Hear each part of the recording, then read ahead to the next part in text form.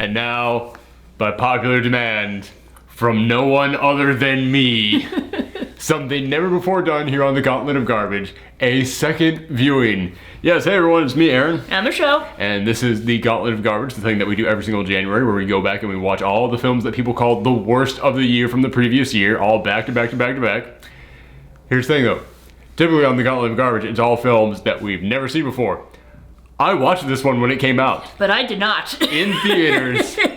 And I remember we already did a post-geek out reaction for it. Yeah, you can like have the link in the description. I'll put a link, yeah. Okay. In fact, a card should be popping up here. There'll be a link at the end of this thing. So you can go and watch our original post-geek out reaction for this. But I remember when I got back and after we were talking about this thing, I just went, we're watching this again. For the Gauntlet of Garbage, we're gonna watch this again because you gotta see this. Yeah. And also, this is hands down the funniest bad movie of the year. This is hilariously stupid. This film challenges you to not laugh at it. And it's a horror film. We should point that out. We're not gonna go over the plot of it all over again, although because like I said, we did that the first time that we did this. However, I will say, when I went and saw this in theaters, I ran into a problem at the ticket machine. It just wouldn't print my ticket, and then I had to wait on the manager, then they had to go and look at my card, and then they had to do all this thing. So I was like, yeah, I missed the first 5 minutes of it. I missed the first 15 minutes of this thing, and one of the twists in this film, at the end of the movie, it's revealed that the main character, Claire's mom, committed suicide when she was a little girl.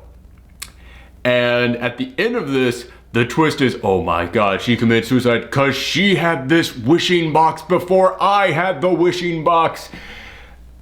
And I remember watching that in the theater going, where the fuck did this twist come from? This is so stupid. And here, literally the opening of the movie is Claire's mom holding a big mystery object wrapped up in like a bag or something like that. And she's just looking around, puts it in the trash, and walks away. And then I went, oh, now it's stupid for the other reason. In fact, it was better when there was no explanation for it at all, because at least then it was kind of a surprise. Yeah. It was a dumb surprise, but it was at least a surprise. Yeah, that's the thing. It's like there were no surprises in this. Literally the first 10 minutes of us watching this movie, it was you going, so she had the box? Yes. So why does the husband not remember this box? I don't know.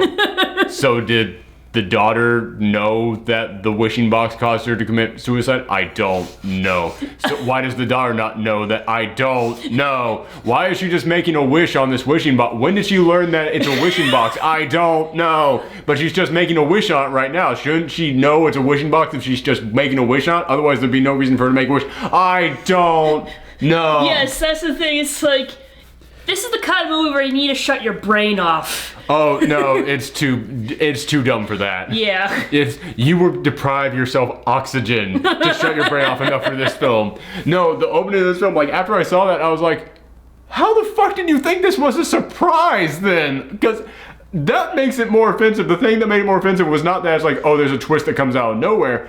It's that you thought it was a twist, and instead the entire audience, anybody who saw the opening scene of this movie, would be sitting there going, yeah, it was the fucking music box she was putting. It's the exact size of the music box. She was hiding it. You showed it to us for some reason. It served no purpose to the point other than it being the music box. It's like, gee, why would you suddenly like cut to this woman like on, like why would you like zoom in on the trash that she threw out if it wasn't symbolic and important to the movie plot? Like. But here's where it gets, here's something else, but then this makes another part of this really fucking dumb, because one of the weirdest parts of this film is that there is a cameo in here. I don't even know if he's listed in the credits because it was so just like an in and out, and I want no part of this kind of thing. Yeah, he is not popping up on the cast list, and I hate saying it, but I've forgotten this guy's name. But he's a guy who was kind of big in the 90s, and man, I feel like such an asshole for not remembering this guy's name. But no, there he is, very last thing. Uncredited. Yeah, he did not want his name in this.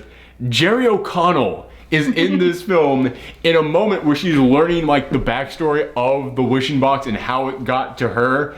And it said, yeah, it was brought over here from China to New Jersey next time that popped up was in Cleveland. And then it shows Jerry O'Connell in like this flashback, and it's like, yeah, he had this. And you know what the most interesting part is?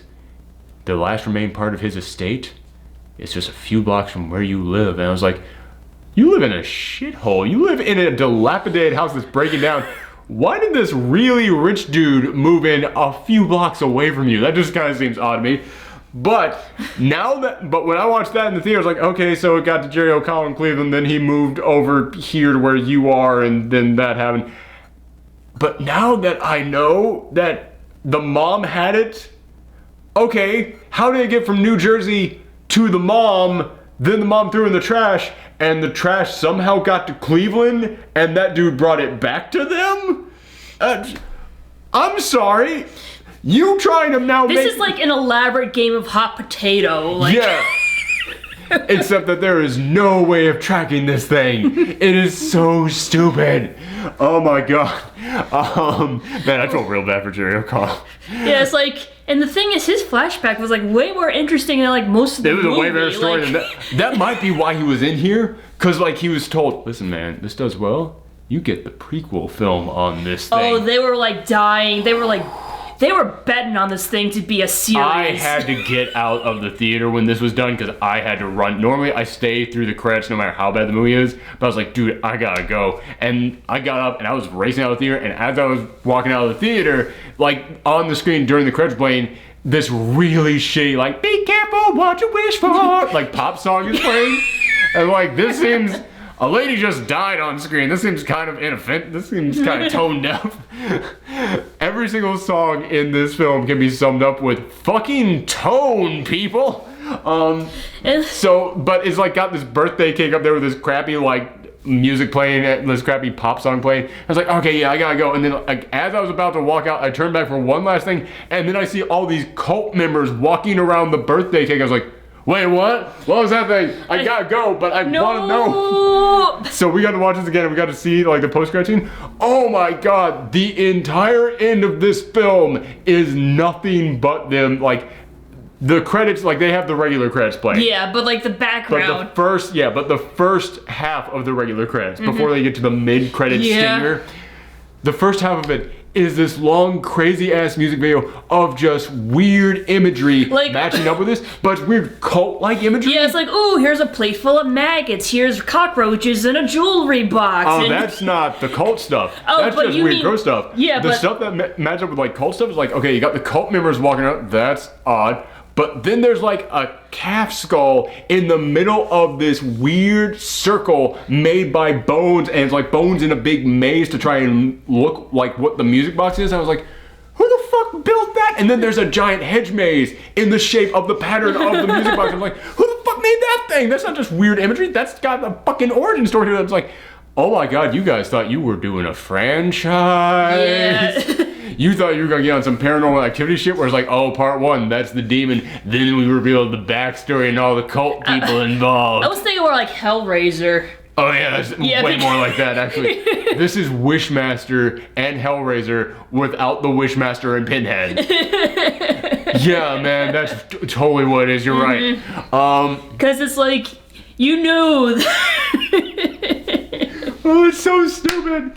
Oh, and then after like all the weird cults and imagery in like the first half of the credits, then we get to the mid-credit stinger, which is the one of the few actual likable people in this film. What was his name? Brian. The guy who was basically helping her to like translate the Chinese inscriptions on this box, and like had a crush on her all this time, and both of them were interested in multiverses because that's totally what teenagers talk about, right? Oh my god, like the flirting stuff going on between them, how they're flirting because they're interested in the multiverse.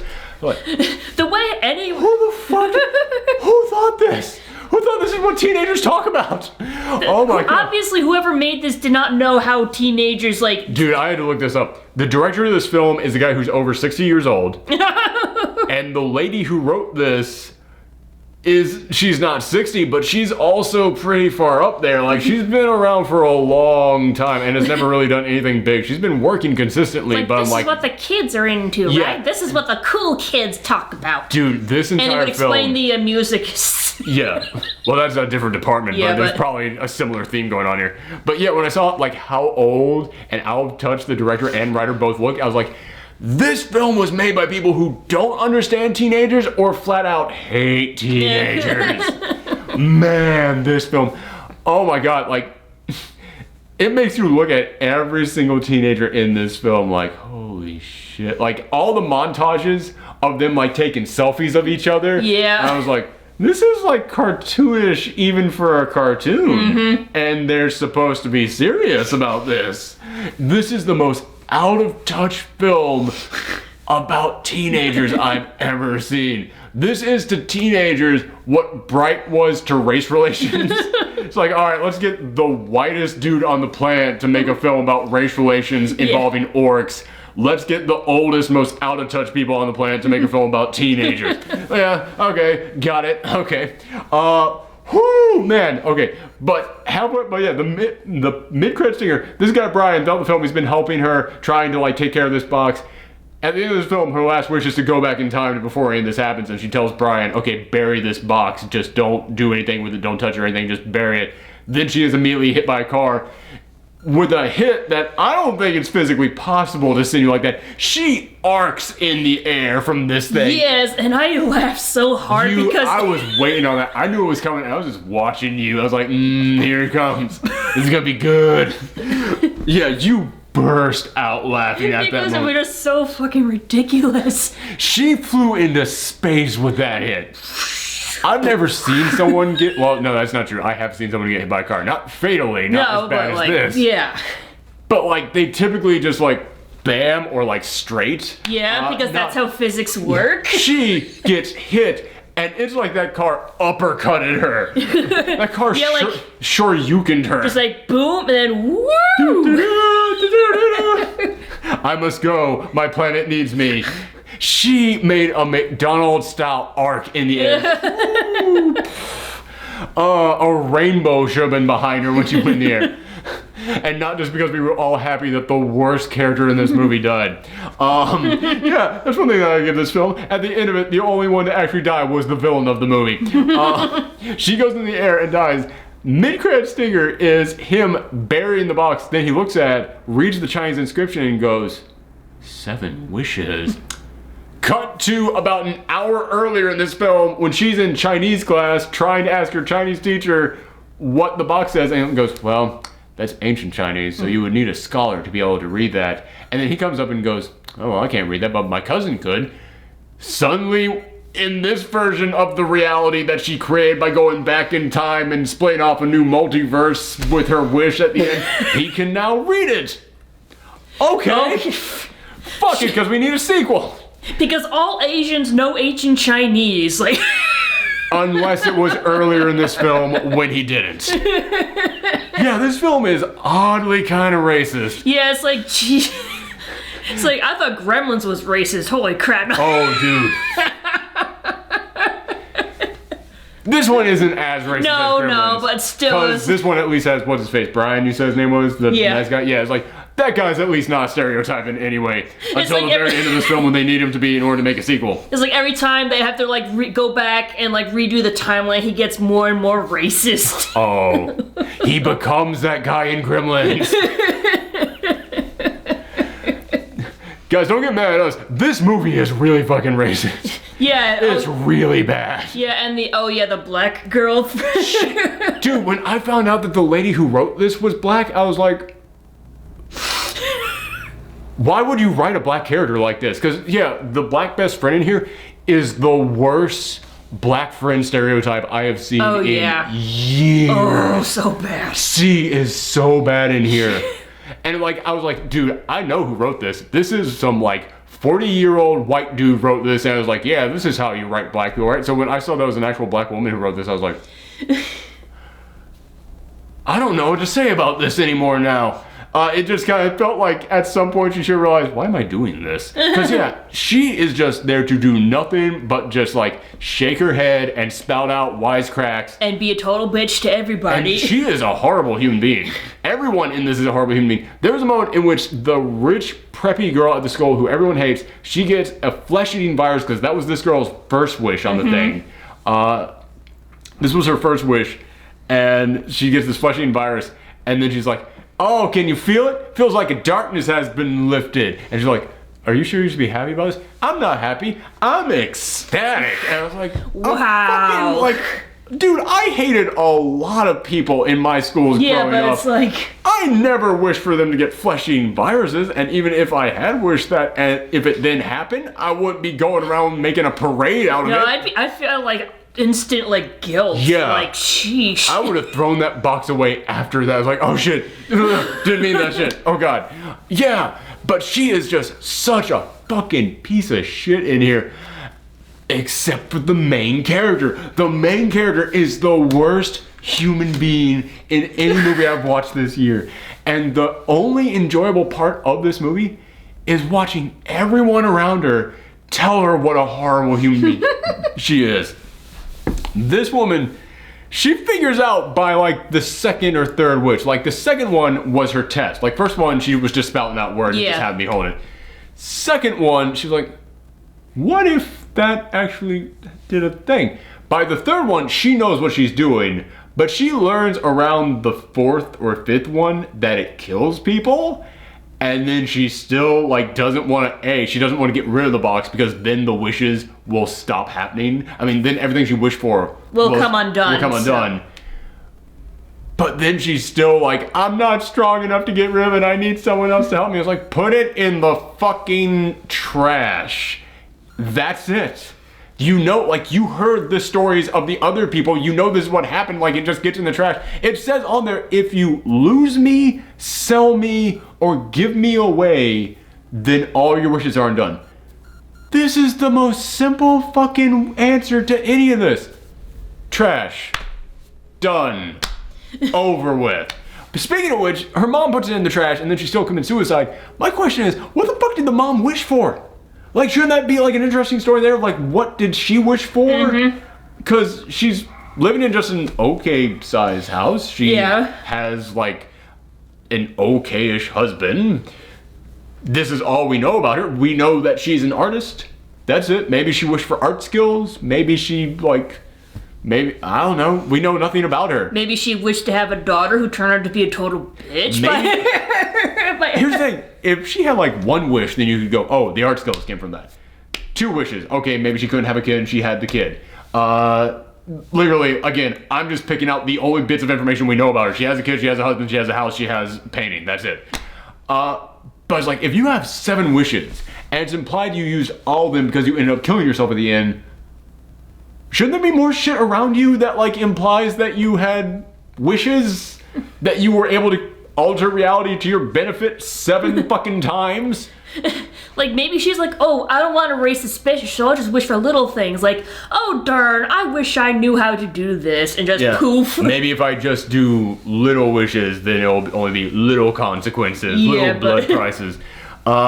It's So yeah, there's very many questions that this thing raises. This raises a lot of questions and they never get answers them. One of them being, what the hell is this Pokemon Go game that they're playing at school about capturing ghosts? This one, okay, they at least in this version, with me watching the first 15 minutes of this thing, they at least mention this thing in here. Because I was watching this thing and her friend ends up dying because she is doing the scavenger hunt in this big fancy hotel, and then she just pops out her phone and goes, oh, Murder Mary is in here on the 26th floor. See you guys, I gotta go and catch her. Oh, if I get this, I am the champion. And I was like, the fuck are you talking about? Here she at least brings up once at the beginning during the first 15 minutes. So that it kind of explains it, but I'm also pretty sure if you only do that once and then don't do it for another hour and a half in your film, no one's gonna remember it. But they did at least bring it up once. I remember I was watching this in the theater like, the fuck fuck are you talking about? What? Why are you leaving? What's this murder thing? And then she's like got her phone up and she's got like ghosts running around inside the hotel and she has to zap them. And I was like, okay, A, I would actually play that game. I would totally, like, dude, with all the horror stuff that I love and I'm a fan of Pokemon Go, I would totally play this fucking game. But it was so obvious watching that. I was like, this was clearly written by an older person who is aware of things that younger people are into, but don't know how they work. Because the whole time I was like, this is clearly supposed to be Pokemon Go. I understand that. But that's not how it works. But she says she's on the 26th floor. I gotta go up there. And I was like, Pokemon Go, it's fucking satellites scanning the Earth. It can't scan height, only distance. It can't tell you, oh, it's inside this building on this specific floor. It can't tell you height. Otherwise, there'd be things where it's like, oh, you gotta get on this airplane to be able to catch this thing. Or it's like, also, what if it's slightly off and it's like, okay, it's 26 floors above you. I'm not in a building. I'm on the street. There are no 26 floor tall buildings around here. How does it even tell you go up? Like, that doesn't even, there's no way this thing works. I'm putting way more thought into this than she did. She just needed an excuse to get her up to the 26th floor so that way she could be in an elevator that then drops to her death. Which, by the way, during that whole sequence, they were trying to like cut back and forth between her and the dad, because like, which one is the one that's gonna die? And the dad is the biggest dumbass in that scene.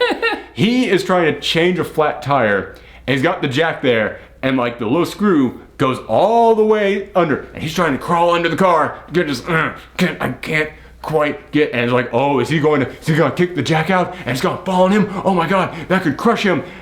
And I could just think, he is up to his waist underneath the car, reaching the arm full out.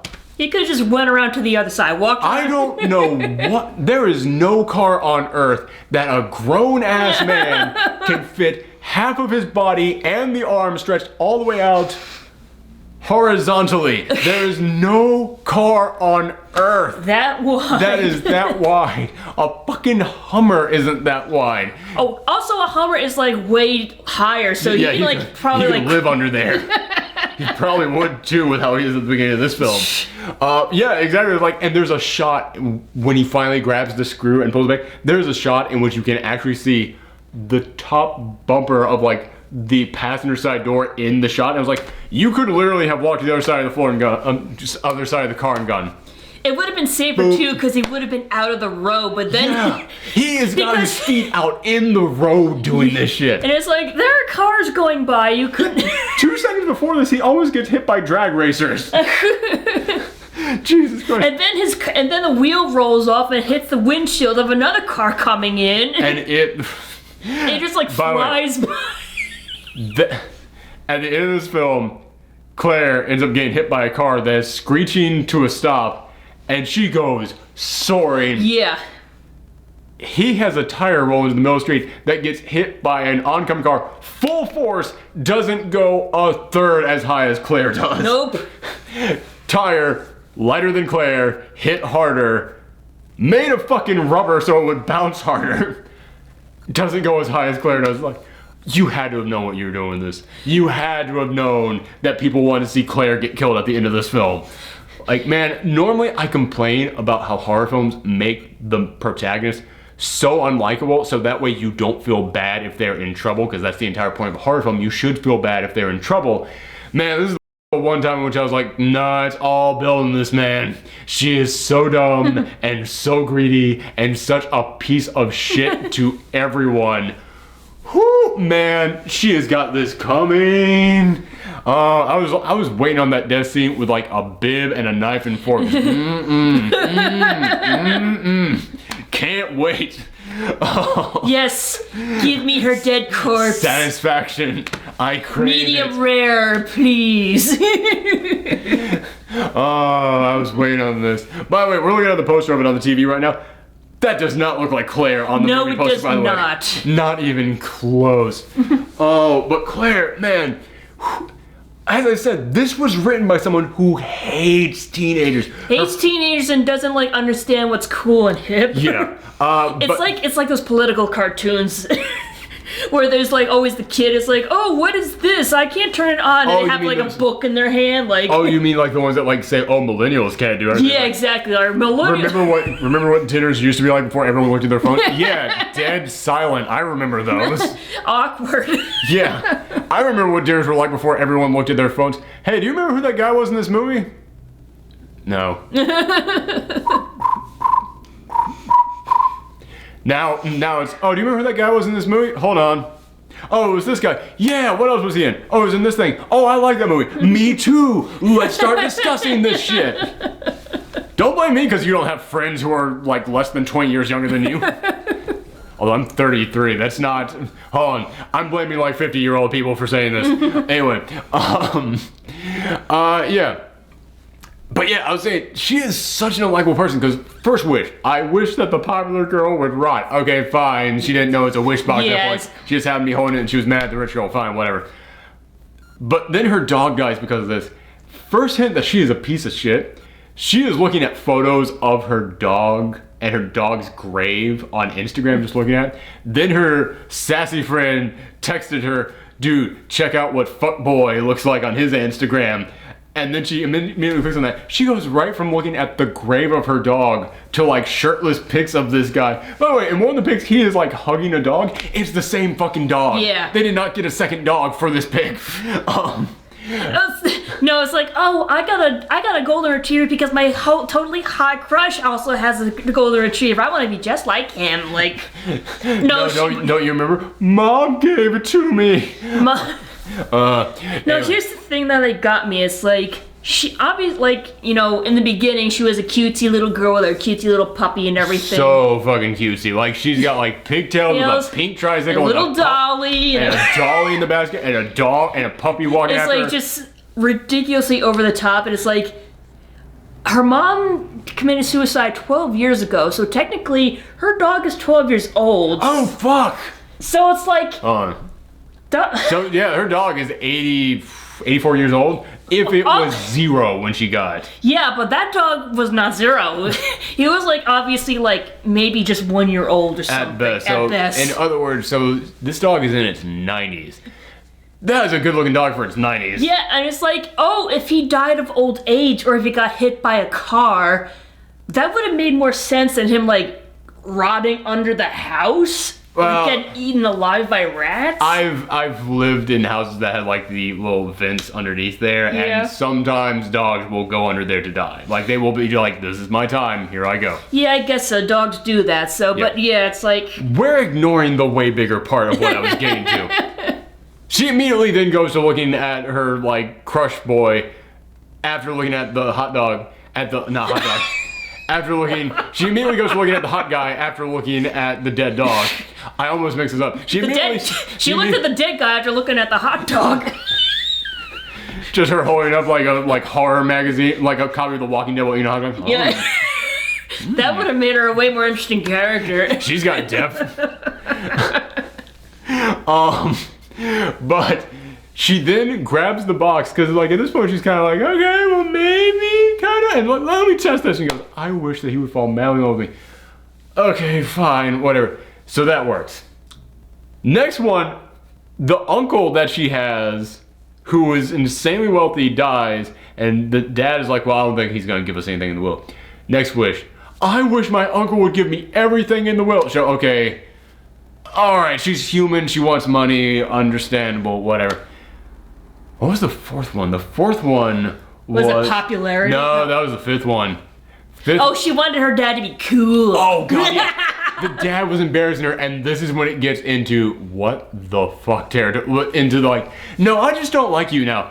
She wishes the dad would be cool, but in all fairness, the dad is a dumpster diver, and he dumpster dives right at her school where like everyone can see. So I'm like, I mean, oh my god, what was wrong with you? And then after they become millionaires by getting this rich big house and all of her uncle's money, he's still dumpster diving. Yeah. And it was like, why? Why? What do you need in there? Like I thought he had like a hoarding issue. A little bit of that, I guess. Yeah, she tells him. She literally says, "You can't throw anything out, can you?" And it's like maybe he has like an issue where he suffers from hoarding. You get that feeling from it. So you think, oh, I wish my dad was better. Yeah, but he's like, I wish my dad would stop embarrassing me. It's like, wow. Oh. You can tell when they were writing the script in her head, she had a far more nasally, like, I wish my dad would stop embarrassing me. Oh my God, Dad.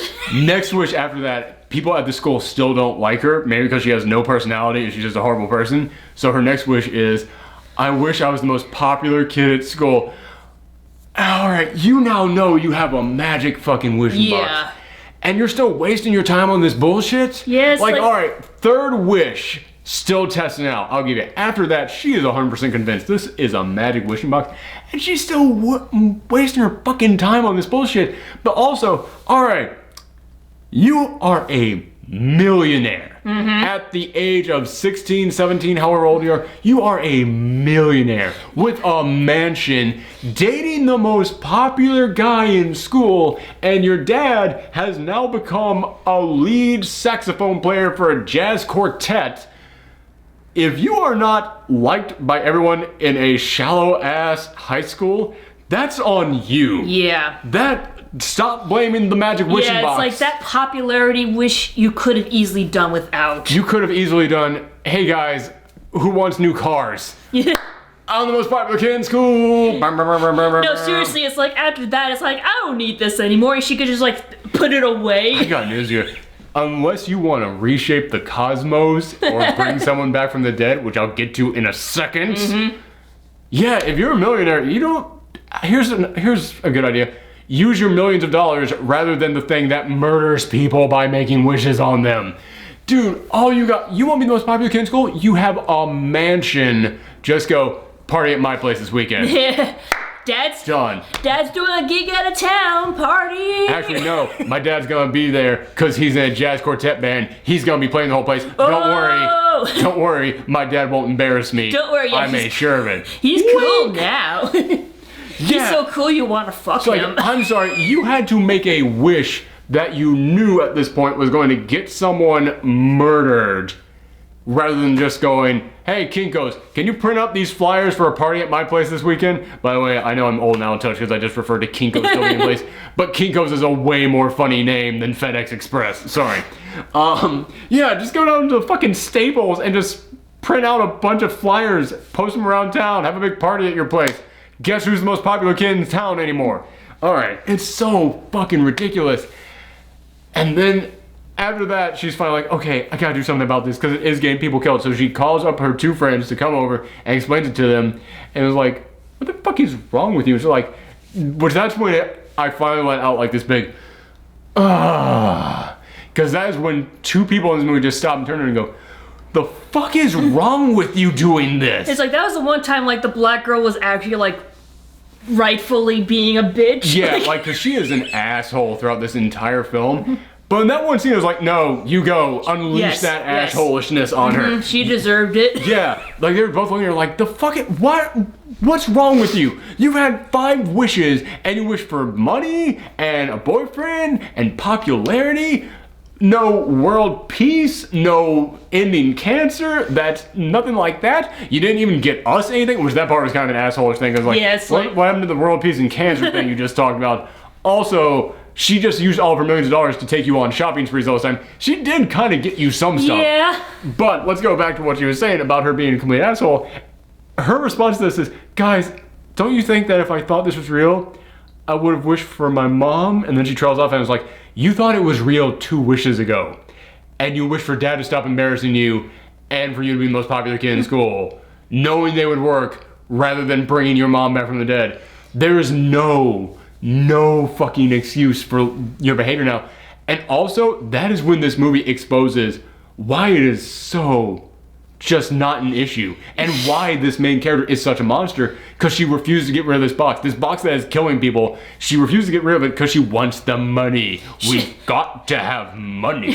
Literally, you think because she misses her mom so much, that would be the first thing she would wish for. Bam. the moment she knew this was real. Yeah, make this a thing where the wishes, where it's like, okay, not only does the not only do the wishes kill people every time that you do it, but also something where like the more like a karma thing, where the more joy you get from something, the more it sucks away from others or something like that. Right. And the only way to undo it is to get rid of the box. Very first wish, I wish my mom was back from the dead. Mm-hmm. Then it's like, dude, people are dying the longer that this spell stays in effect. You have to get rid of this box. If I do that, my mom dies again. I can't do that. Oh my god! An actual fucking crisis. An actual reason for her to not get rid of the box. A reason why she would not want to get rid of this thing, and a reason why the audience would go, yeah, I'm kind of understanding her point. Yeah, I mean, I don't think I could do it in that situation. I mean, like, Brian, the Asian guy, literally says, if we get rid of this box and you lose everything, will it still be an issue? And she literally said, no. Is there anything that you could wish anything that you wish for that you can't live without? No. Then fucking trash can now. Like, seriously, if she did wish for her mom to come back, that would, like... Then, bam, yes. There. And she would be a much more likable character. Way more likable character. She is so, like, every look on her face is just... like, just kind of like... It always looks like the director just said, whinier, less likable. And he was like, I'll give the actress credit. She's doing the best job she can with the garbage material she was given. She did her best. I'll give her that, but... It's like...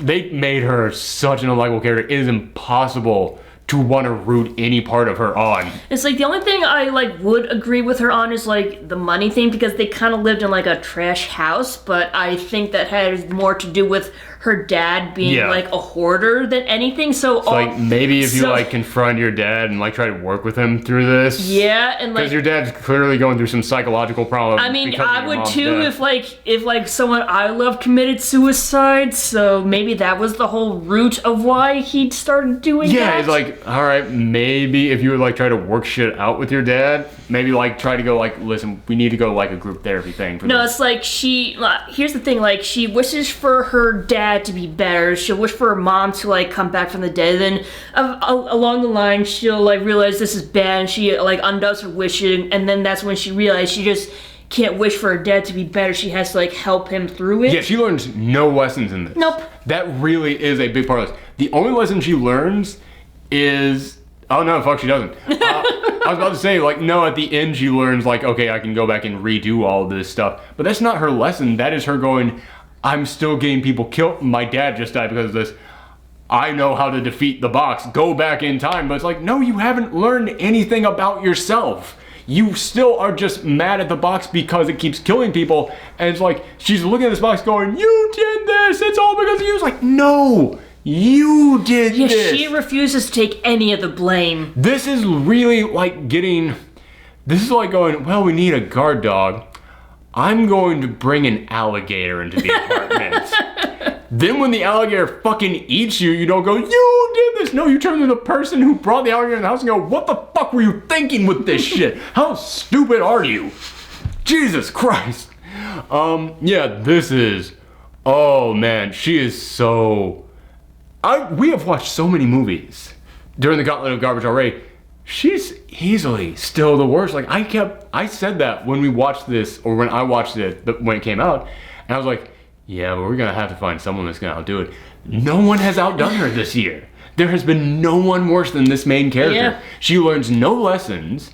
She does not use this magic for anything that we would want to like root her on for. Like the fact that wish number 6 out of 7 is, I wish my mom came back. Yeah. It's like, it took you that long to like want to do that. What is wrong with you? Yeah, and that is after she has gone full gone. Like, she is fighting her friends to get when they try and take the box away from her because they realize she's a crazy psycho bitch who is going to get them all killed. Mm-hmm. She already has gotten one of them killed. So they are actually, like, physically taking the box away from her. And the girl who played, oh god, what was her name in Stranger Things? Beth? Was it Beth? I knew it started with letter B. Okay, yeah, it's probably Beth. I kept wanting to say Meg for some reason. But Beth, okay. The girl who played Beth in Stranger Things. Bev. That was it. Justice for Bev. Wait, no, fuck it. Alright, hold on.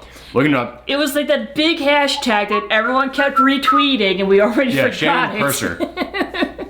Shannon Purser. Barb. Barb. We were both wrong. Sorry. Oh, I said it began with the letter B. So you got closer than I did. Yeah, because like. But yeah, the girl who played Barb in Stranger Things, like she eventually, at some point in time, sneaks into her friend's house, into Claire's house, steals the wishing box in there. Again, we have no idea when she possibly could have done this. But then Claire sees it in her locker at school, and she goes, "You took it? You took it from me?" It's like, "Yeah, because you're not strong enough to do it on your own." It's like, "No, just let me have the box. I just need it, but I'm not gonna make any more wishes." Like, I don't know. You're I like don't a trust drug you addict. anymore. She looks like a drug addict there, and. She's like freaking out at and the she goes, end. "Well, why would you bring it to school?" And she goes, "Because I have 2 younger sisters at home." And I was like, "Oh my God, someone who's actually responsible." Yes. Actually thinking this shit out. Good for her. But then there comes a moment when she grabs the box and she's like, "No." And Barb is trying to steal the box away from her. And man, all I could think was, Barb, she is a very tall lady. Yeah. Like, you don't realize it in Stranger Things. They try to make her look kind of like short. Also, Clara's like really short. She's that's the thing. tiny. That's the thing. Claire, not Clara. It's Claire. Whatever. But Claire is like really, really tiny. She's a very short petite. person. Barb is a very tall person. Barb could slam her ass into the wall and take this thing. Barb could slap the shit out of her, and they're trying to like fight over this box, and you're expecting me to believe that Barb can't just yoink? Sorry, get out of her, Poindexter. Like, just tip her down the stairs. Man, it was so just comical just watching this little tiny like, no, you won't goblin have the box girls. for me. She is like a tiny goblin. Yeah, pretty much. Like, I want everything my way.